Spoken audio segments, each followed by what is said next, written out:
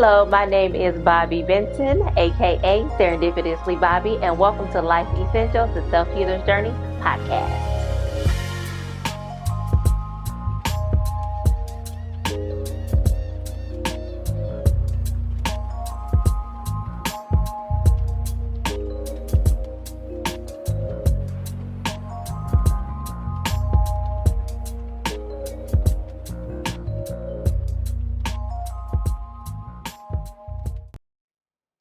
Hello, everyone, and welcome to Life Essentials, the Self Healer's Journey. I am Bobby Benton, aka Serendipitously Bobby, and welcome to the show tonight. So, guys, tonight we have Miss Katrina Calhoun, and I'm going to read her bio. Katrina Calhoun Carmichael is a native Detroiter. She has always had a passion for writing. She has written children's books, short stories, plays, and poetry. Calhoun is a graduate of Cass Technical High School, woo woo, and Marygrove College, Masters of Education. Hey, I love a smart woman. And has an endorsement in educational leadership. Calhoun is a certified life coach in Doctoral, Canada. You go, girl. Calhoun loves to travel, spend time with family, friends, and enjoys to cook with her husband. Hey. She is the founder and CEO of Sister to Sister Connection, LLC, a mentoring program for young ladies, and founder executive director of Sawdust House, a nonprofit organization after the untimely death of her sister. Calhoun recently launched Jacobs Press, a publishing company, LLC, for all of your publishing needs. Calhoun finds peace with helping others and paying it forward. Welcome, Katrina. Thank you. This has been a long time coming. Yes, it has. Yes, I'm glad you finally made it to the show. I just want to say it has been a joy to get to know you. So it's a pleasure to like be in your presence now. Yeah, same here. It's hard when you have connections just with people over the phone, and then you meet them in person, and it's even better. Yeah, because you like a little sunshine. So I want us to dive in because we're not going to have a ton of time. But I want us to dive in, and can you share with me your organization? You have Sawdust House. Can you share with me how Sawdust House came about? Okay. Unfortunately, Sawdust House is birthed from the untimely demise of my sister. Yesterday, she would have turned 50 if she was still here. So, like you were just talking about your logo, I woke up after my sister passed, which was very hard for me because she and I were like the best friends. And we even went to college together, graduated together. You gonna make me cry. Oh my God. So some of her homecomings, she was shy and she would say, "You want to go with me?" And I was her date, you know. She was heavy, but she loved herself. She kept her hair together. And I just miss her laugh, you know, like she had this real big laugh. She was that good sister. You know, everybody always say, "Oh, you know, she was such a great person." She truly was. I haven't found one person that did not like my sister. So it was hard. It was hard losing her. I was working at the bank. I was a relationship banker. That's what they called it, a fully licensed banker. And I literally retired on my job. I had been there at 7 years at Chase, and I kind of just packed my stuff up, and I sat down and I wrote Maya's Journey, which is my journey, which is a journey talking about how Michelle and myself, my siblings, how we lived and endured domestic violence in our own house. Aww. Yeah. Girl, I'm trying to hold back my tears. I know, me too. My voice is shaking a little bit because it seems like I tell this story. I've told it so many times, but just like I was talking to you about it, so many people dabble in reading books, but I really lived it. You know, I saw my mom being punched and kicked off the porch, crawled up like a snail, living in and out of shelters, going to school, thinking it was just us. And at my first book signing, my brother stood up and he said he always thought it was just us. But we all know that it happens in every 1 in 4 households. So we weren't alone. So I wanted to create a character to children because watching my sister, she had 3 children. I don't want to dismiss them. My mom and my parents, myself, we became co-guardians because we didn't want to put them in foster care. We wanted them to stay with their family. So we helped raise them all, and they're thriving. So we've done our job. And I remember when my nephew graduated from high school, all of us got in the middle of the street, and we were like, we did it, Michelle. Oh, we got all my God, girl. we got all 3 of them graduated, and it's just a wonderful feeling, you know. But their mom needed to be here, and she deserved to be here to see her children. Yeah. But unfortunately, she's not. I told her happy birthday on Facebook the other day. You told me I miss happy birthday. I miss that girl. She was my friend, you know what I mean? Like, I mumbled when I spoke growing up, and she would always be like, Trina, just open up your mouth. And those are the little things that people don't know. You know what I mean? The things you can't unhear and things you can't unsee, but you still press forward. Yeah. And you try to be that best version of yourself every day. And I pride myself on that, on at least speaking to people. You know, my parents were Southern, you know, and they always say, you know, it don't cost a penny to speak. Yeah. Not only does it not cost a penny to speak, but say hi. Somebody need that. Yeah. That little bit, you know, so. A little bit of love goes a long way. Oh, no, that's sure enough. So with Sada's House, okay, so you started Sada's House. Tell me exactly, like, what do you guys do there? What do you do at Sada's House? Right now, we're a resource center, like a one-stop shop. You're in a domestic violence situation, we'll get you the information that you need for a PPO. We'll send that, and PPOs, you know, now you can do it right via email rather, and they can contact someone at the Wayne County Prosecutor's Office to get like some assistance if they need filling it out. We call shelters for them to see if there's a bed. If they have children, we try to provide at least a voucher for a night or 2 at a hotel. We're going to start Kids Corner again. That's something that I used to do. I used to travel around and discuss my books with children for prevention and awareness for domestic violence. But right now, we're really trying to gather some funds, grants, hopefully, to get a house, transitional home. I don't want to do a shelter. Once they leave the shelter, we want to provide that house that they can go to where they can stay for at least. You want stability. Yeah, because I saw it. I know we go back. Yeah. My mom went back. And she kept going back because my dad was the breadwinner. So we want them to become self-sufficient. Yes. So that right there is I'm going to say I have been witnessing it firsthand in my own life recently. And it's like some of the shelters aren't always as kind to the guests. Yes. When they're supposed to be. And then if you only have a 30-day window, that's not enough time to get stable at all. And that's opening the doorway right back to that same environment. So I love the transitional housing because independence, and it's like shelter, like for to me, hierarchy of needs, like for I used to do help veterans who are homeless. And so shelter first came over everything. Like if you don't have a place to go, you can't even think to get your mental together, get off drugs, whatever, because you're like, you stuck, because I'm homeless. Figure it out. Yeah. So I pray you get this funding going. And then as an educator, I want to do more, you know, like I've been looking into like even adult ed. So there's so many people that need a GED. Yeah. You know, have some pride about yourself. And a lot of women, that's been stripped from them, especially with the verbal abuse. So we want to, you know, fill them back up with some love. But I also want to educate you too. And if you're going to be around me, you're going to be strong. Yeah. You're going to walk on your 2 feet, you're going to get that education, and you're going to be able to talk and speak up for yourself. Yes, knowledge is power. That's right. They can't take it away from you. No, once you got it, nothing you can do. Once you got it, yes. So share more about, because you went into more detail, the book, Daddy, Why Did You Hit Mommy? No, it's Daddy, Why Do You Hurt Mommy? Why Do You Hurt Mommy? Can you go into that book for me? Right, okay. So you brought it. I did. Oh, lovely. There you go. Can I see? Thank you. So in that book, I think it commences the journey for all of us who were witnesses or who are currently witnesses to domestic violence, because you have your mother and you have your father. They're the two people who, one, the woman teaches you how to be a woman, And then your dad's supposed to teach you how a man's supposed to treat you. And unfortunately, we don't get that all the time. So, but I do want to say this. My dad was who he was when he was drinking. But when he stopped drinking, he stopped hitting my mother.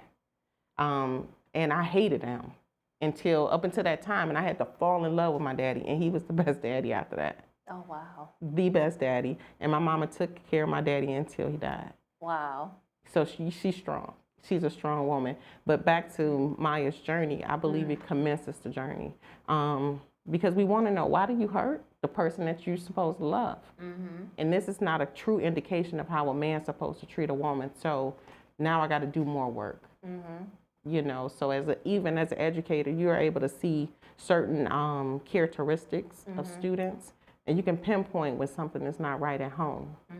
And you love on them, and you extend that olive branch so they can open up to you and trust you, so they be able to share it with you. Now, you're a assistant principal. Assistant principal. So,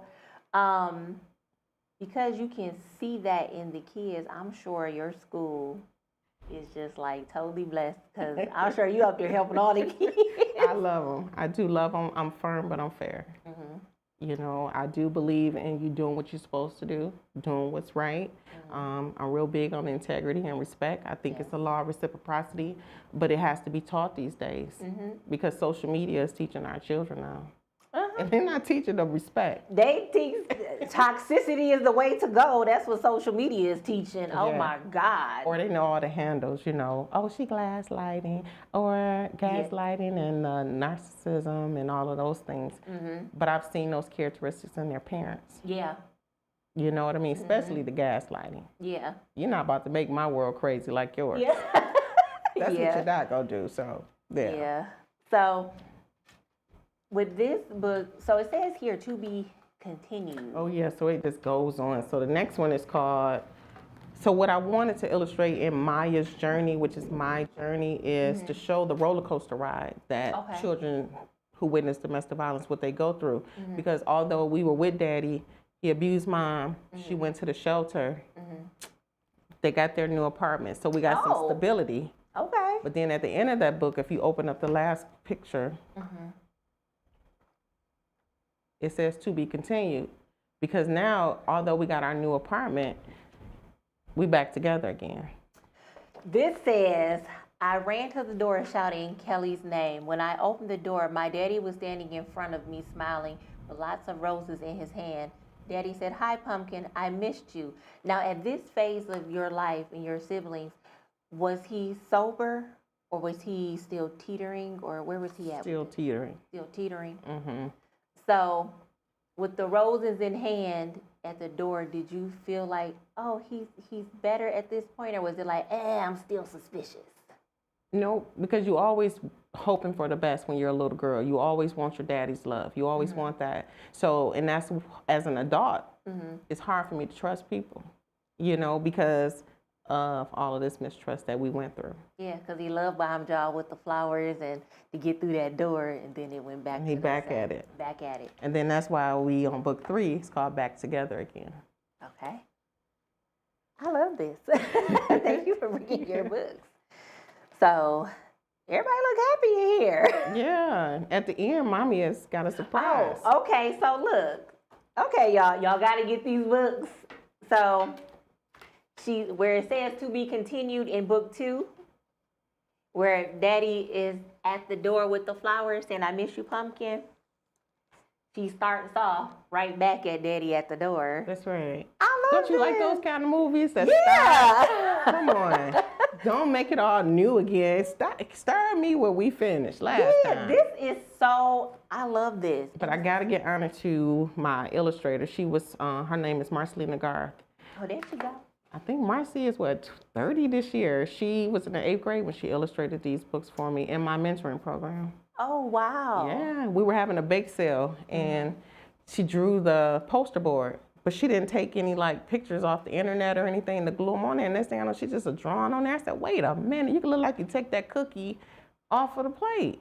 Well, you go, girl. Yeah, so she's great.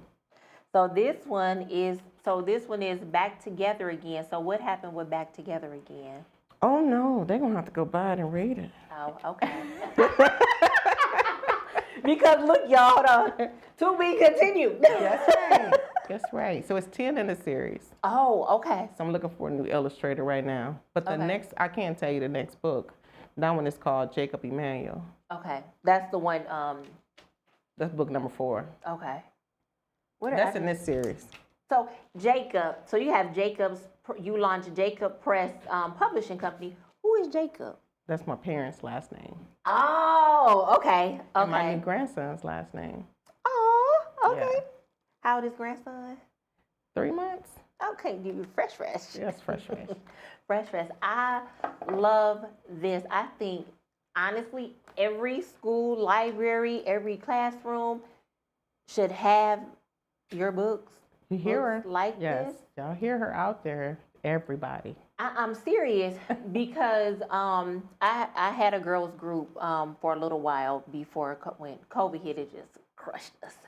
But I taught my girls. I did taught them about teen domestic violence and healthy relationships, and I did. Worked with emotional regulation with the girls, and a lot of times the girls came from homes where it was abuse. And so, like, if these books were in schools when the kids are younger, I think, it's opening the door to healing for some homes because it's going to open doors to questions. And then it's like, okay, well, some kid may be strong enough to be like, Mom, why do you stay? Or can we go to counseling? You never know what a child reads that can open, Right. can spark the conversation to help change something in the household. And then kids may know how to maneuver or do things. These books are important. Thank you. Yeah. So, no, I really do. Because even in there's a conversation being had Which with one? Mommy and The I first think it's one? in our new apartment. And she talks to Mommy about how she still loves Daddy and Mommy, or it might be in book 1, girl. They probably all run together. But she just talks about it's okay for you to still love your dad. It's okay for you. And I think those conversations need to be had because they're difficult conversations. And when it comes to domestic violence, we want to keep putting a Band-Aid on it. No, these babies got questions. They want to know, Mama, why you still staying with this man that keep hitting you? So you got to tell Junior, I'm with Daddy still because I have to be with you. It's for you. Yes, I know you care about Mommy and her safety, but right now, we need to have those conversations. Yep. Mommy got to get a job, Even though it's grown folk talk, but they're being privy to grown folk business because he's beating you in front of her. So, and I don't know if you do this at Sada's house, but I used to work for an organization. I created their DV program. And in that, I did safety planning with the kids, too. Nope. So, safety planning, because if everybody was moved, they had to move as a unit. And the kids that couldn't move as a unit, I had to prepare them because some of the kids were being abused. Okay. Too. So it's like you have to safety plan because some parents, they like, you know what, kids, I love y'all. I can't take another hit. I can't take no more of this. I'm going to leave y'all here and I'll be back for you. Some women go back, some women don't. But it's like the kids that I have been able to encounter, I try to pour into them as much as I could to help them protect themselves. Yeah. Because it's like you don't know if Daddy or sometimes Mommy yeah. come, because there's a lot of women locked up in prison for being just as rough as some men. It's true. Huron Valley Correctional Facility is filled with them. So yeah, that's a women's prison. So it's a lot of women that's predatory just like men. But yeah, it's like so if you don't, that's something you can add in there is safety planning with the children and mom, because the kids have to know where to go hide in the house. If they see that phone, get that phone. What neighbor can you go to next door, whatever, and then have a talk with the neighbors if they're the kind of people that will look out for you. Now, some neighbors, they don't care. They were like, don't go over there. Right. But I always told the people, if you have neighbors who you cool with, see something, hear something, say something, call. Okay. And so the kids if I'm over here getting abused, getting hurt, can my kids run over here and come to you? Like, 'cause if they can get out that house and don't have to hide, Right. get them out the house. So just like a fire. Yeah. So That is something we can incorporate. but that right there is important too for the kids with this. And what was that? It was an event I did during the summer. And I said it, and then a whole bunch of other people said it. They should just add in the curriculum, just somewhere, like in health class, somewhere about domestic violence, because it's prevalent in almost every home. Not even just in America, but in the world. Like women are not, and I know some men are being abused. Yeah. But like women mainly have no rights in other countries. So it's like they're over there being abused and treated like secondhand citizens, and then over here our laws are set up to protect the abuser. Yeah. So it's like educate the kids now and teach them, like they may not get that at home, but if they got it in school, yeah, I'm about to spread the word, because this is so important. I came from a home just, watching abuse, Right. so ended up being in the same abusive stuff but I didn't have this. I didn't have Right. a you. I didn't have a me. So this right here is so important. Necessary for sure. It But I is. am going to incorporate that part of it, because we do have like the plan for women, what documents, things that you need to set up for your emergency kit. But I never thought about it for the kids, Yeah. because they definitely need that too. But Yeah. next month is Teen Dating Violence Awareness Month. I have a whole packet. I did it in New York. I don't know if it was last year or year before. One of my best friends, she has an organization, and she had an all-girls conference, and they were hanging on to every word. So they are hungry for the information. They want to know what's going on, and they do need that prevention and awareness piece. So they'll know what a healthy relationship looks like, what it sounds like, and what it is supposed to embody, because there's so much negativity spewing these streets. It's horrible. It is. And Internet too. internet, the hell, Social media. all the underground stuff I'm learning about. Just, oh Lord, I don't want to learn about that. girl. So I don't want no parts of But that. I was gonna say this about the teen. Like, a lot of people don't realize that the teen domestic violence starts sometimes even in middle school. Oh yeah, start with that pulling the hair, or he want to know who I'm talking to. Oh, don't talk to that person. Don't sit next to them. They think it's cute. And it ain't. That's not cute. Yeah. I don't want no man calling me like that. I don't want nobody following me. I don't want nobody knowing I need my own. Sharing their personal- locations. No, don't you know I don't need to know my what? husband at all the time. Yeah. Mind your business to pay you. My daughter say Don't mind Trina's business. I don't need you doing that. So I trust my husband to be who he said he is. Yep. Now, whatever he do after that, that's on him. he just gotta suffer the He's consequences. gonna suffer the consequences. Yep. But I'm not checking for him. I've never looked in his phone. I've never looked in his emails. None of that stuff. You know what I mean? Because my mom always said, if you look for it, you're gonna find it. I trust you to be what your mama named you. Now, when you're in around me, that's on you. Yeah. I'm one of those. I don't have a jealous bone. Well, I ain't gonna say that. But it's not toxic. It's not It's toxic. a healthy amount of jealousy. I think everybody have a healthy amount of jealousy, but you're not toxic with it. No. Some people are bananas. Yeah. Like, Why she talking to my husband? yeah, girl, nobody wants your husband. Nobody want your husband. Don't you know this joker talking to people when you ain't around? You know what I mean? He's gonna look at a woman. He's gonna look at an attractive woman. Come on now. Yeah. As long as he don't stay there. Cause I'm gonna look at a fine man. I still have eyes. I'm still human. They get on my nerves with that. Social media does that Yeah. a lot. They want to be the educator of your relationship. No. Stop listening to everybody. And that's one thing I pride myself on. And I don't put my business out in the streets. If me and my husband at odds, we're at odds. You know what I'm saying? He's a great guy. I have a great husband, never put his hands on me. And that was what I needed. Truly, because I've been in, some relationships. I mean, listen, I had to kiss a lot of frogs. I done kissed a lot of frogs. Girl who ain't. But I've only had one that wanted to, Yeah, I really don't speak on it a lot, like I was telling you. I had one that wanted to go there with me.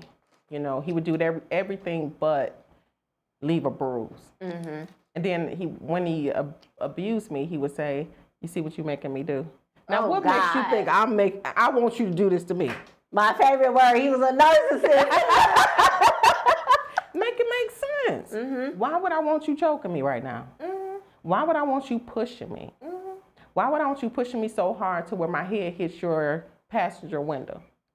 You know what I mean? So, yeah, that part. Yeah. God bless him. Yeah. He's somebody else's problem right now. Yeah. And you know what? That's the thing too. Somebody else's problem. What's crazy is a lot of like we're talking about the whole jealousy thing. When people get with somebody else, they want to be mad at the ex. Girl, don't nobody want him. I got rid of him. Like what? Yeah, I've never done that. If I'm done with you, I'm done. It's like Yeah. taking out Friday trash. Yeah. Gone, bye. An You ex know? is an ex for a An reason. Ex is an ex. Yeah. I don't think I ever recycled. I don't think so. But I'm very, I'm a great communicator, I would say. So I don't have those guys stalking me or anything like that. All of my relationships, even the abuser, ended amicable. If I see him on the streets, hey, what's up? I don't know about him though. Yeah, I wouldn't. That other one, I don't know about that one. But if I see you I speak to everybody. You know what I mean? Like I have no ill will. I want everybody to be successful. I want everybody to live their best life because I'm going to live mine. You know, I'm learning how to live again because I was in a really dark place after, you know, my mom died and my dad died. I mean, they died back to back. My dad died in 2020. Then my mom died in 2021. Oh. So I didn't get time to grieve. I was working on my doctorate degree when my dad passed. I haven't even opened up another book to even try it because I think this is my time. This is Trina's time for me to heal.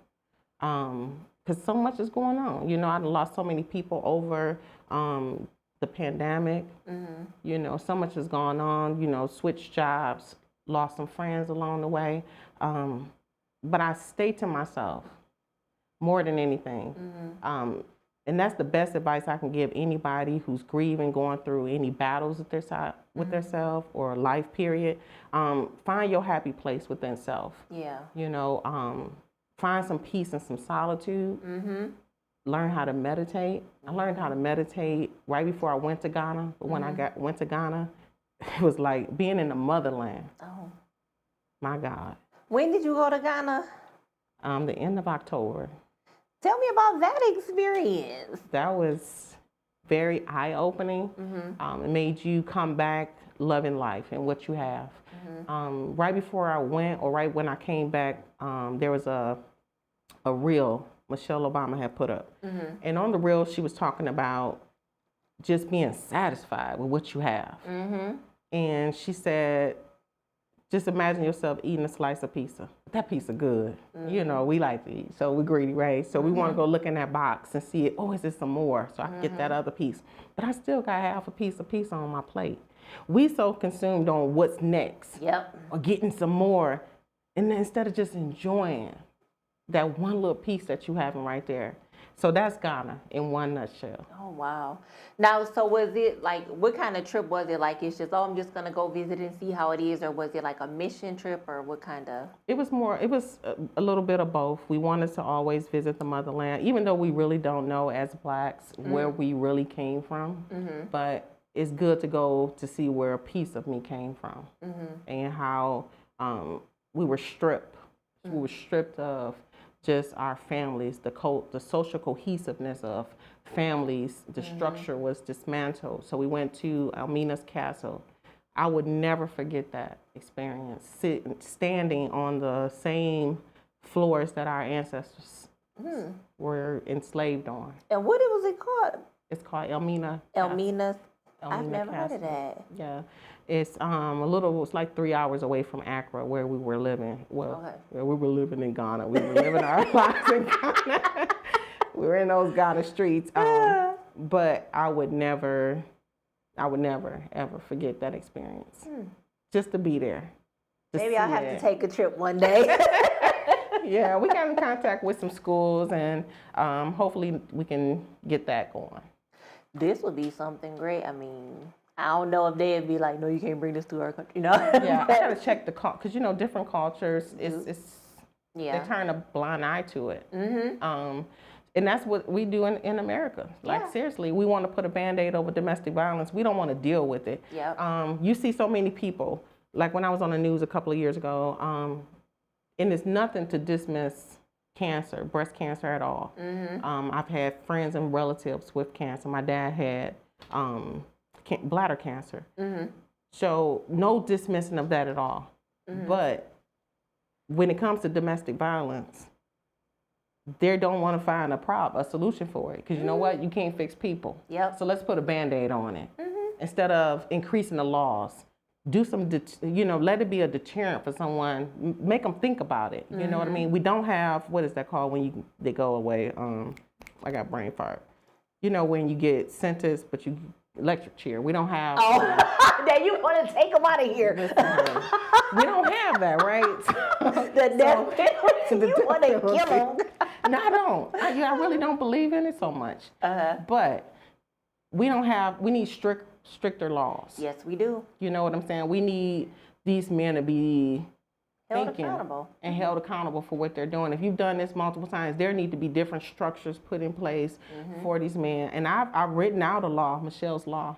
Hopefully I can meet with Kim Worthy and share it with her. I was in a town's hall meeting a couple of years ago, and she was there. And I was just spewing it out. I was like, listen, we need different laws. We need better laws. We need a different system put in place for these women and children.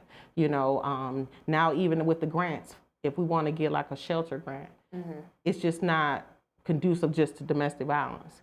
It entails so many other human things. Trafficking. It got to be connected. It has to be connected. You know, but we're putting a Band-Aid over the situation. We are diluting it. No, it's serious. Every time you turn on the news, somebody has murdered someone. Why should they be able to do that like that? You know what I mean? Yeah. And that's like you said, people have tons of domestic violence charges, but they're getting them lowered or dismissed, or, oh, you got to take an anger management class. No, you don't need anger management. You need to be locked up for the rest of your life.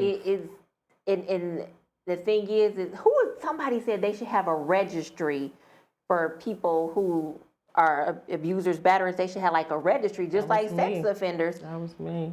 That's what I talked to her about years ago. I said it years ago, and I said I wouldn't share it again because, you know, once you put it out there, people take it and run down the street. But at this point, I can care less. If you can get it passed, it'll work for everybody's best interest, you know. But years ago, I said they needed a registry, you know, because if you are a multiple offender, even if on these dating apps and all that, there needs to be a button where you click that joke and he pop up, boom, I don't want to date him. There is an app out there. So there is an app. Oh, what was it called? And this guy is trying to sue. But there is an app out there where people post, like they had ran across a bad dude or whatever. They put him up on the app. Everything. Really? So people can go on this app and look. I'm gonna find that app and I'll share it with you. But it's in a different state though. But a site or something. But they put him up there, and the guy was mad because he's like, y'all slandering me. But sir, you did everything. It's public record. You did everything. And right. They're posting these text messages. Oh, now that's you talk about a domestic violence situation. You know what I mean? They being messy, posting text messages and stuff. But they're doing that because there's so many people out here on the internet, on these dating sites. They're dating the same men or dating the same women, and they're just toxic stuff all around. So now they posting these habitual, crazy people and putting them on this site. Yeah. So I'm gonna find it because I was like, oh wow. Is that Don't Date My Boyfriend site? They're slandering their exes and they're putting on there. I don't know the name of it. That might be. I'm gonna Google it and find it. But I was like, oh wow. And see, I want something that's just gonna tell the truth. You know, just like we're able to pull up that Otis. And pull up and see that somebody carjacked somebody and murdered somebody. Yep. Why can't we pull up to see if he's had any domestic violence? That's compromising me. Why shouldn't I know what's going on with this guy? Half the time they lying anyway about their income, what car they living in their mama's basement. Come on. Yeah, they are. So still. Can I get $40 from you? No. Thank God for my husband. Girl. Because it's rough out here in these streets. It is. That's what, like I told you, I am happily single because, yeah. And there's nothing wrong with that. I promise. Yeah, There's I nothing love wrong it. with It's that. so peaceful. It's like, oh God. I don't think I could do it again, especially not at this age I'm at. Well, you ain't that old. I ain't old, but you know what? I'm too old to be sharing my Social Security number with somebody else. Yeah. See, and that's the thing. It's like I've been married twice, but it's like, do I really want to do that again? I just really like being by myself. Like, I like decorating my house and hanging with my girls and doing whatever I want to do. And, Yeah. you know, so, yeah, people like, you're lonely? No, I'm not. I like my sleeping across my whole bed. I don't like sharing no more. Yeah, but that's where I'm at because I was that person who gave, but I was given to the wrong people. Right. And now it's like, them But you days would be over. open, right? Because you don't want to not I miss mean, out. it is God. People laugh when I say this. God gonna have to take him and plop him right in my lap. That's the only way I know. Because I'm not gonna be out. I'm not looking for anything. Like I turn down dates. I turn down DM. Get out my DM. I turn all that down because I don't like at this phase of the game. You're okay. I'm okay. You're at peace with yourself right now. I'm doing my podcast. Ain't nothing wrong with it. Nothing at all. I love. I believe in love, but it's like this is my my time in my life where I have all these visions and goals and dreams and things, and now I'm just pouring into what I want for once. Yeah. You know. So, And there's nothing wrong with it. yeah, it's I love not. my husband to death, but I would not yet again do it again at all. What's his name? Karan. Karan, you better act right. He on that act right. But you know, one thing I could say about him, he's very in tune with me. And someone said this to me. They's like, you've done so much for everybody. It's your time. And he does everything for me. And it's a good place to be in. You know what I mean? He gets on my nerves now. But I wouldn't change him. We Is he match your each best other. friend? He's my best friend. We travel together. We're always just us. We travel all the time. And the one thing he would tell people is that I was never running down the aisle. Never. You like, No. Nope. Okay, let me see. We gonna, cause Got a callers. yeah, I gotta announce the calls. Okay, y'all, we gonna open the phone lines up. So, cause me and Katrina, we get on the phone and we be, and then we acting like that now. We thinking we on the phone. and like we forget we on the podcast. Lord. So we are. Yes, I'll be on. Okay. So we're opening up the phone lines, everyone, if you want to call in. So I do want to ask, let me pull your handy dandy bio back up. Can you share while we're waiting on some calls to come in? Let me put my earbud in just in case. Man, y'all, last week it was so funny. I forgot my earbuds. The cord came out the laptop. It was rough, y'all. So today I'm ready. I got the buzz, y'all. So can you share about your publishing company? Can you go into that a little more? I'm excited about Jacob's Press. I think I bought my first book. No, I published my uncle's first book. Okay. And after that, I published my own, under Jacob's Press, just so I can see my name on it. Let me see. Oh, this is a nice logo too. Thank you. It's called Responsibility. That was birthed from my 4th grade class some years ago. And in the tune of Tupac, his instrumental of All Eyes on Me. Oh. So it's almost like a responsibility school rap. Okay. Yeah. Shoot, girl, if you don't get these books into schools, oh my God. They are. They're in some schools. In some schools. Yeah. What is that? The little book thing they sent. Elastic. You got it in Scholastic? I'm working on it. Okay. I'm working on it. But you know, they take you through those steps, the loops, everything to get through. Oh, I like this. This is so cool. Thank you. We have a Do I need to caller. put this on? Yep. Hello. Hey, hello. This is Life Essentials. Can I have your name, please? This is Tamika. Hi, Tamika. How are you? Can you hear me? Uh-oh, Tamika? Yep, I'm here. I'm well. How are you? Oh, okay. So, do you have a question for us?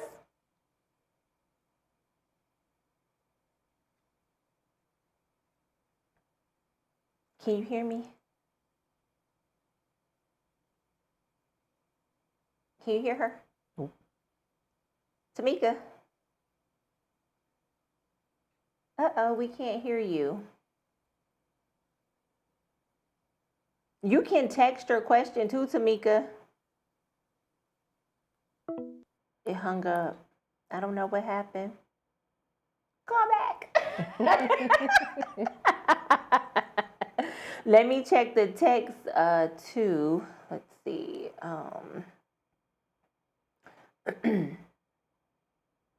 Oh, okay, we gotta.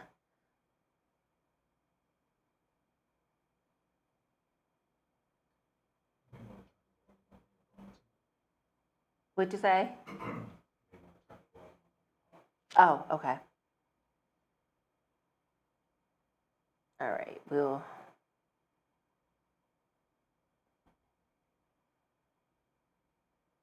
I just said text your questions. Okay. So until somebody calls back in, so you said you published your uncle's book through Jacobs Press. Mm-hmm. Okay, what was his book about? Recovery. Recovery. Uh-huh. Okay. Drug addiction recovery. Yeah. That's cool. Can't remember the name of it. But I was gonna go through Amazon to do my journal. I might call you. Yeah, we'll publish it for you. So, cause I'm working on a guided uh-oh.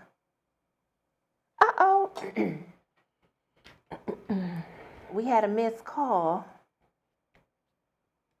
I'm about to call our caller back. Hold on. Let me see.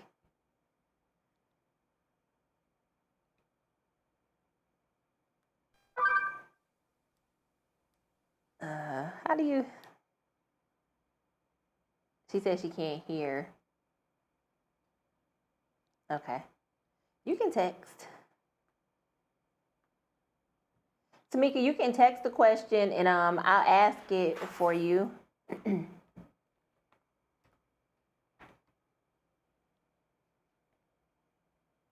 Okay. Let me call this caller back. Here we go. Hello, and thank you for calling Life Essentials. You got a question for me? I hear. Hello. Hello, can you hear me?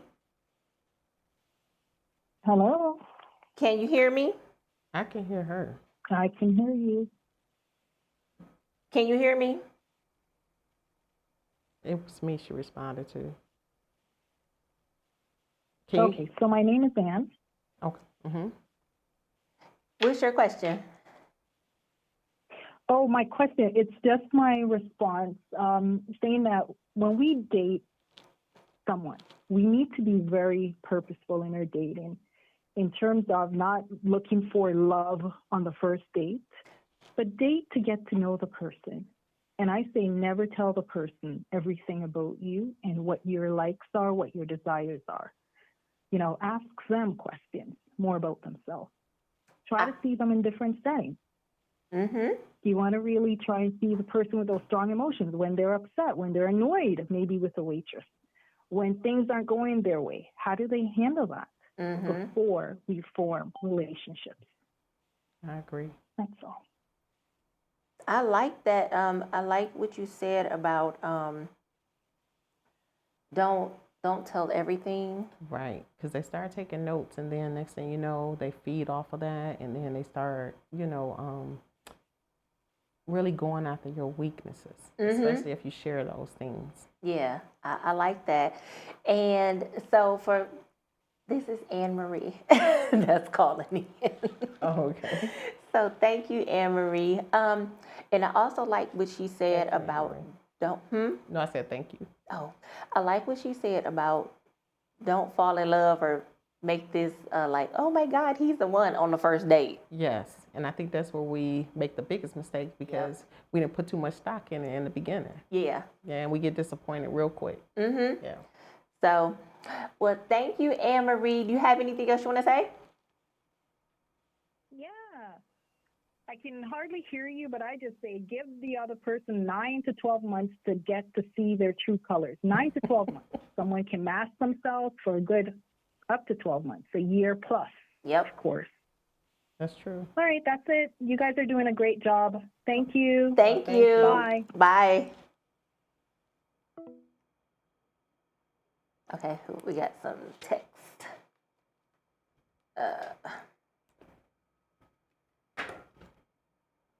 Oh, okay. So we had a domestic violence advocate pass away not too long ago. She was murdered, Kelly. And that's who Tamika was calling in to show support for Kelly. And I had the pleasure of meeting Kelly. You had the pleasure. I just, last meeting year, Kelly. yeah, we were on a panel together for Faces of Trauma. So when I got that news, at first she just looked familiar, and I kept saying, wait a minute, I remember.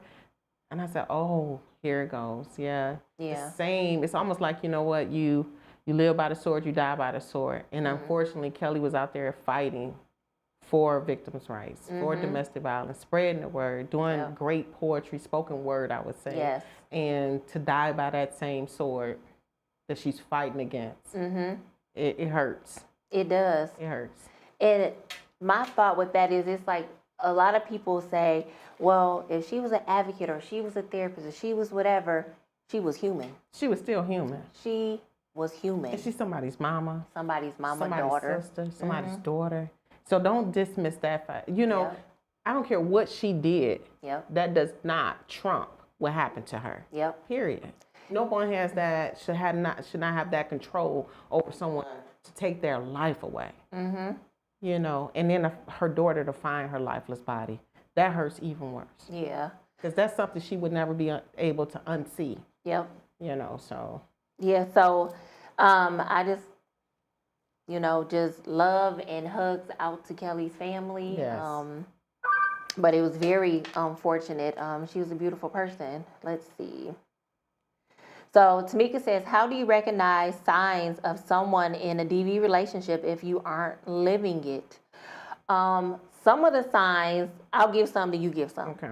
So some of the signs are someone who kind of is, if you have a friend who was outgoing and she meet a guy, and all of a sudden she goes from being her outgoing, bubbly, loving self to this person who all of a sudden is keeping secrets and kind of, well, I can't hang out with you guys, or just her whole, how she moves just shifts. Right. You know, that's a big indicator too, is that she's shifting because she's being controlled. Right. So right. What signs do you see? Kind of just what you said, like someone who's very withdrawn. That's the word, withdrawn. Yeah, wants to be by herself, always making excuses for her mate, always babysitting her telephone, her cell phone, can never feel comfortable when she's out, always looking over her shoulder, always on edge. And just like you said, just totally withdrawn from the world. Yep. It becomes just them. He isolates her and pulls her away from everybody. True. So our next question is, this is Tamika again. So Tamika, we did an event together, and Kelly did spoken word at the event, and she was on the guest panel. And one of the things that Kelly said, someone else was like, girl, tell him, just leave. And Kelly said, don't tell that person just to leave. No. And so the question is, how can you be supportive without losing your loved ones? So with my sister, although I had to find out the hard way,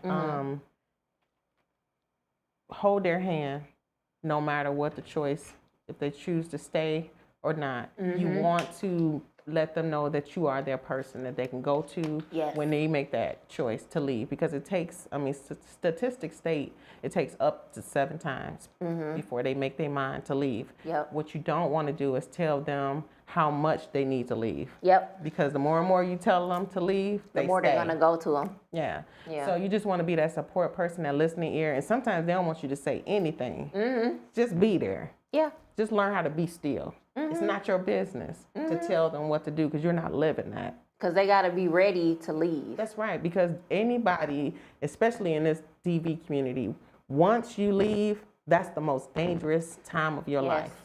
Because they're walking time bomb because they don't have that control over you, right? Yep. So that's why they go nuts. 0 to 10. Yeah. And that's the thing too. So, and I talk about this a lot. I call it long haulers. So if you're gonna take up the charge of helping somebody if they're in a DV situation, make sure you can walk that out with them. Know your limits. That's my thing, because if you jump in this person's business or they done brought you into it and you choose to stay, you can't just leave somebody hanging because that one time that they need you Right. and you're not there, that when you're going through that, you need a support person. I had my sister who helped me get out of my DV. My first marriage was very violent. So my sister helped me get out of that marriage. But that let me know my second time, I'm not doing this again. Right. But I had my sister she's younger than me, but she poured life into me because like I started moving different. I wasn't bubbly Bobby no more. Yeah. So she saw that and she helped get me out of that. But she, being my sister, she was a long hauler. Even though she was younger than me, she would still be my support. And a lot of times people, they want you to move how they want you to move when they want you to move, but you gotta be ready. I had to be ready. Yeah. Like your sister had to be ready. Kelly had to be ready. Yeah. And so we can be out here saving the world, but we still at home struggling. Yeah. And because we are human. And sometimes you helping other people is giving you the courage and strength to finally walk out that door yourself. Yeah. So, But Kelly could have been like me, being in that situation that I was in. I didn't want anyone to think I was trying to sell my books, promote my company. It was my sister's story. I didn't want it to be Trina's story. So I kept it to myself. And maybe that's what she did, suffering in silence. But even when she came out and let you know, you shouldn't be like, girl, you out here talking about DV and you this. but that's what people But that's do. the reason why she didn't probably want to tell, and that's not fair. And we have to learn how to be quiet sometimes. Just shut up. And don't judge people. Yeah, why? Who are you to judge me? Excuse me. But Yeah. there's so many people out there doing that. So I was a Kelly. You know what I mean? I'm out here in these streets, my sister. I'm out here promoting, and I promise you, until I don't have breath in my body, you won't hear me talk about Silas House. You won't hear me out here. You will hear me still out here talking about Michelle. Say her name, because that's the way we keep her memory alive. We keep her memory alive by constantly telling people not just how she died, but how she lived. Michelle was a good person. She didn't deserve this. She had 3 children. We got to talk about how she lived, not how she died. Because we want to get rid of that. Yeah. But let me talk about my sister who should have been here to see her 50th birthday yesterday. And y'all celebrated We nice celebrated dinner. for her, though. Dinner and a cake, with her children, her grandchildren that she would never meet. Yeah. Oh, you're about to make me cry. Oh my God. You know what I'm saying? Yes. So we got to be cognizant of the people that we have around us too. Yeah. Everybody ain't your friend. Yeah. Listen to what you saying that. Listen to how people. This is how you know if you got a supporter or you got a hater. Because some people will say, oh, that couldn't be me, or that, they say little slick stuff to you. Oh, yeah. Like to put you down like they're up here and you down here. Yeah. Until they get their ass whooped. Until it's knocking at their door. And Yeah. then now you want to come to my walk. Yeah. But you weren't at my walk the other 5 years ago. You know what I mean? Until it's knocking at your door. Oh, now it's important. But it's important to me today, yesterday, and forever until I don't have breath in my body. Because not only did I live it and see it and witness it as a child, but I saw my sister succumb to the same violent act that's not only just scarring our communities, but scarred our household for years. So, when you look at me, know that I have these shoes on. These some big shoes for people to feel, because most people out here all on social media, you know, they parading around like they living their best life. You know, you might Their best lie. You hear their best lie. Yeah. You know, I post my pictures or whatever, but you don't know what it took to get to that picture. You saw my pictures from the cruise that I just came back from, but what people didn't know was how unhappy I was. Christmas, you know what I mean? Got me emotional. Oh. How I didn't have anybody to eat with for Christmas. My husband and I found a restaurant to go to and ate together. So this year will be different. I'm going to set up a grieving, my book that's coming out called Goodness Grief. And it's going to be a Goodness Grief Christmas party, to where I'm inviting anybody who lost a loved one, come and eat for free. You don't have to be alone for the holiday. You know, let's do this. Let's play some games. Girl. But my husband and I, we made that commitment while we were sitting there, and we said we won't eat again alone. We won't do this. We're going to help somebody else. Helping somebody else is the most selfish act that you can do, because you get the benefit of it. You get the gratitude. You feel good about doing it.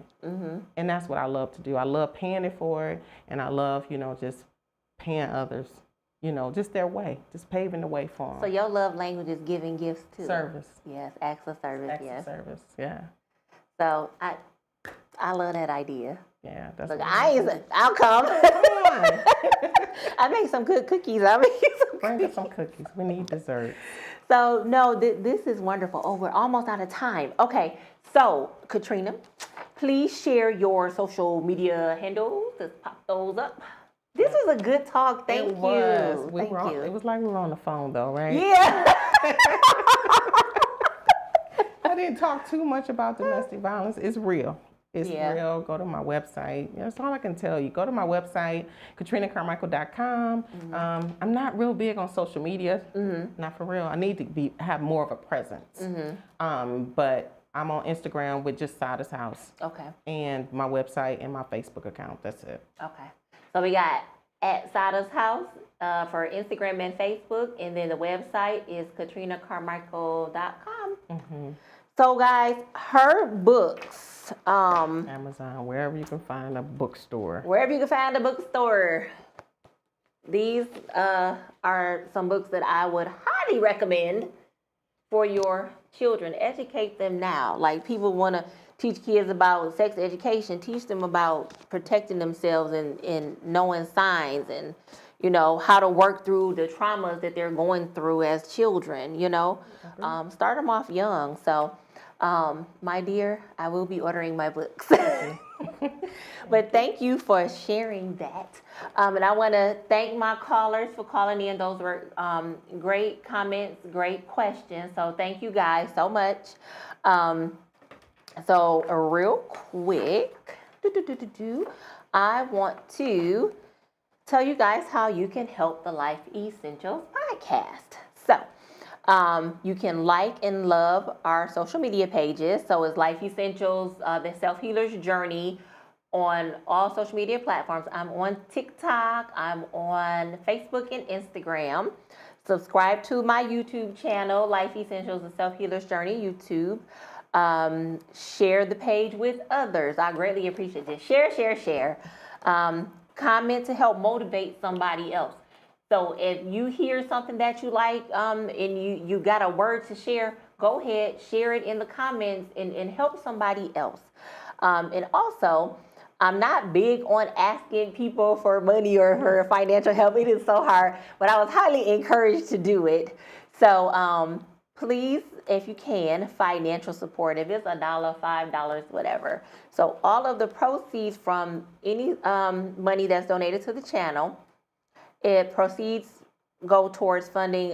So I have an advocacy agency called Winning Touch Advocacy Agency.